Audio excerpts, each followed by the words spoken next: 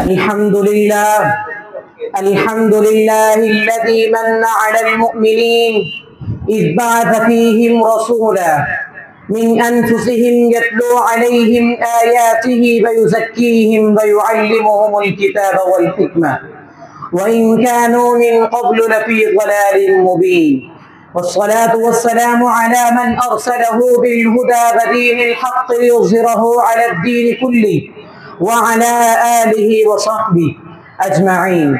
أما بعد، رئيس الحفلة الميمونة وأساتذتي الكرام وإخوتي الأفاضل والضيوف الأماجد، السلام عليكم ورحمة الله وبركاته. إن لي غاية بهجة وسرور أن ألقي أمام حضراتكم عدة كلمات حول موضوع السيرة النبوية على صاحبها ألف تحية وسلام.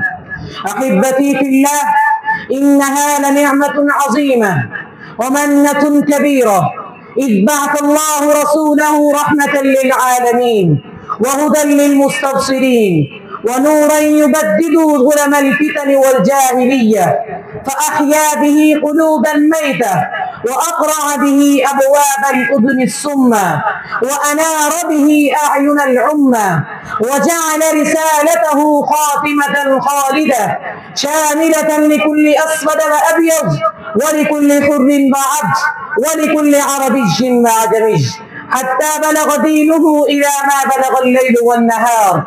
أعظم وأنعم وأجل وأكرم بذلك الرسول الذي بلغ الرسالة وأدى الأمانة ونصح الأمة وجاهد في سبيل الله حق جهاده، فأبان الخير كله ودعا إليه وأبان الشر كله وحذر منه وسعى كل السعي وبذل كل البسط لهداية أمته ودعاهم إلى سبل الفوز والنجاة وصرفهم عن كل ما تسوءهم عاقبة، كما قال الله تعالى: لقد جاءكم رسول من أنفسكم عزيز عليه ما عنتم حريص عليكم بالمؤمنين رؤوف رحيم. أيها الإخوة الكرام، إن الخير كله في اتباع سنة واقتداء أثره وسلوك طريقه، وسبيل ذلك معرفة هديه وتعلم أقواله وأفعاله وتدارس سيرته.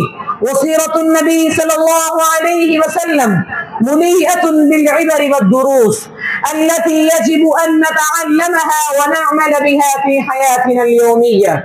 كان صلى الله عليه وسلم مثالا في الأخلاق، قال الله عز وجل في وصفه: وإنك لعلى خلق عظيم. وكان أرحم الناس أعدلهم وأصدقهم وقد شهد له بذلك أعداؤه قبل أصحابه.